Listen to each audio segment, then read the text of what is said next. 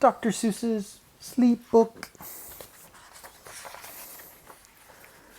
The news just came in from the county of Keck that a very small bug by the name of Van Vleck is yawning so wide you can look down his neck. This may not seem very important, I know, but it is. So I'm bothering telling you so. A yawn is quite catching, you see, like a cough. It just takes one yawn to start other yawns off. Now the news has come in that some friends of Van Vleck's are yawning so wide you can look down their necks. At this moment right now, under 7 more noses, green yawns are in blossom. They're blooming like roses. The yawn of that one little bug is still spreading. According to latest reports, it is heading across the wide fields, through the sleepy night air, across the whole country toward every which where, and people are gradually starting to say, I feel rather drowsy. I've had quite a day. Creatures are starting to think about rest. 2 biffer-bomb birds are now building their nest. They do it each night, and quite often I wonder how they do this big job without making a blunder. But that is their problem, not yours, not mine. The point is they're going to bed, and that's fine. Sleep thoughts are spreading throughout the whole land. The time for night brushing of teeth is at hand. Up at Herkheimer Falls, where the great river rushes and crashes down crags and great gargling gushes, the Herkheimer sisters are using their brushes.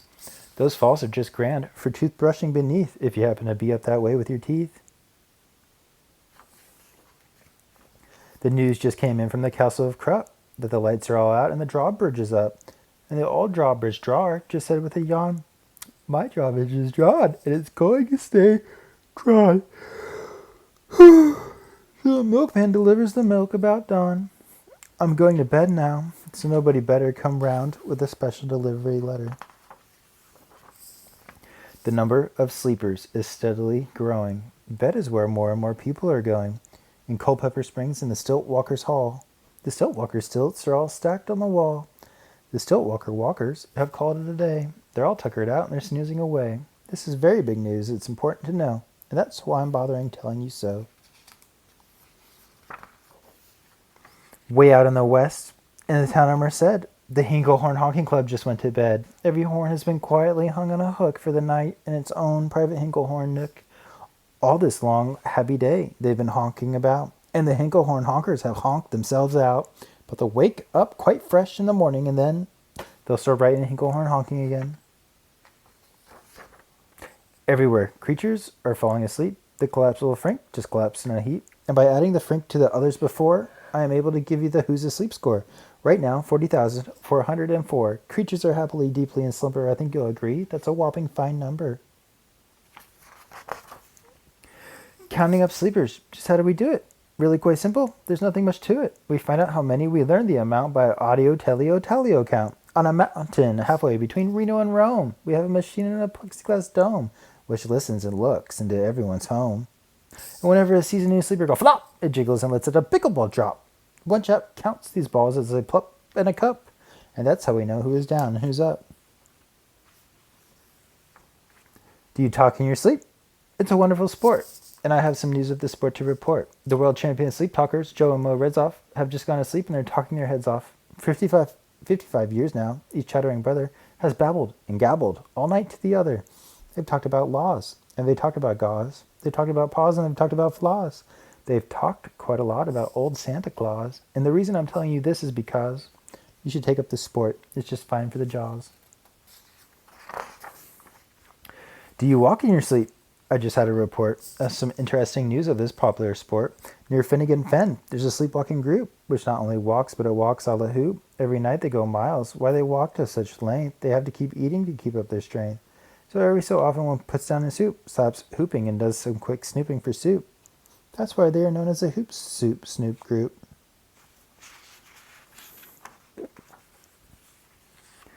Sleepwalking, too, are the curious crandalls who sleepwalk on hills with assorted-sized candles.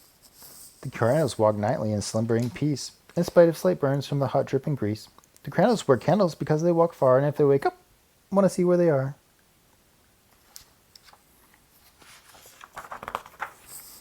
Now the news has arrived from the Valley of Vale that a Chippendale Muppet just bit in his tail, which he does every night before shutting his eyes. Such nipping sounds silly, but really, it's wise.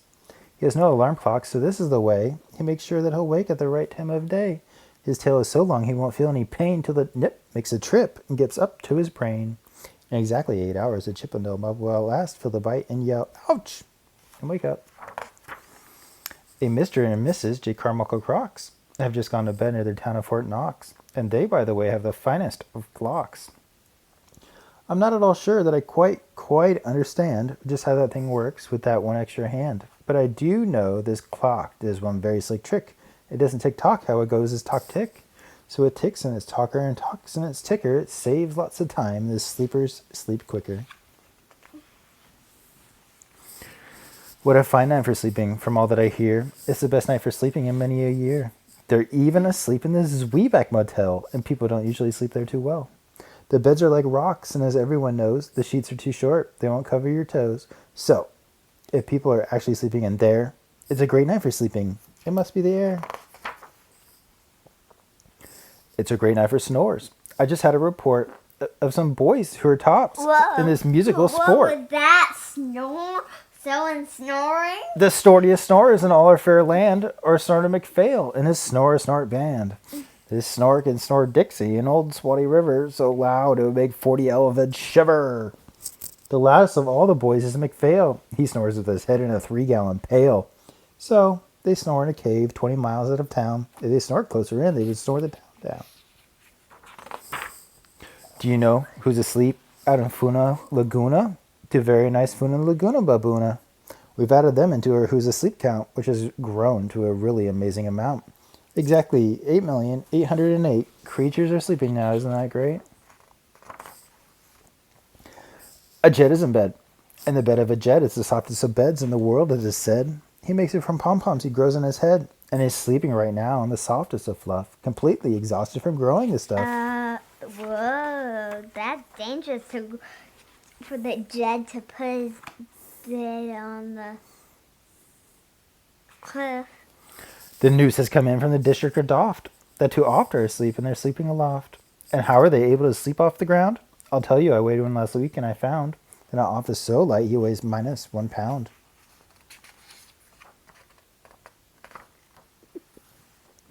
A moose is asleep. He is dreaming of moose drinks. A goose is asleep. He is dreaming of goose drinks. That's well and good when a moose dreams of moose juice. And nothing goes wrong when a goose dreams of goose juice. But it isn't too good when a moose and a goose start dreaming they're drinking the other one's juice. Moose juice, not goose juice, is juice for a moose. And goose juice, not moose juice, is juice for a goose. So when a goose gets a mouthful of juices of mooses and moose gets a mouthful of juices of gooses, they always fall out of their bed screaming, "Screams!" So, I'm warning you now, never drink in your dreams. Speaking of dreaming, I think you should know that the Bumbletub Club is now dreaming afloat. Every night they go dreaming down Bumbletub Creek, except for one night every 3rd or 4th week, when they stop for repairs because their Bumbletubs leak. But tonight they're afloat, full of dreams, full of bliss, and that's why I'm bothering telling you this. At the fork of a road, in the Vale of Avode, 5-foot weary salesmen have laid down their load. All day they've raced round in the heat at top speeds, unsuccessfully trying to sell scissors off seeds, which nobody wants because nobody needs. Tomorrow will come, they'll go back to their chore. They'll start on the road scissors offing once more. But tonight they've forgotten their feet are so sore, and that's what the wonderful nighttime is for. Everywhere, creatures have shut off their voices. They've all gone to bed in the beds of their choices. They're sleeping in bushes, they're sleeping in crannies, some on their stomachs and some on their fannies. They're peaceably sleeping in comfortable holes, some even on soft-tufted barbershop poles. The number of sleepers is now past the millions. The number of sleepers is now in the billions. They're sleeping on steps and on strings and on floors, in mailboxes, ships, and the keyholes of doors. Every worm on a fish hook is safe for the night. Every fish in the sea is too sleepy to bite. Every whale in the ocean has turned off his spout. Every light between here and Farfoodle is out. And now adding things up, we are way beyond billions. Our Who's Asleep score is now up in the zillions.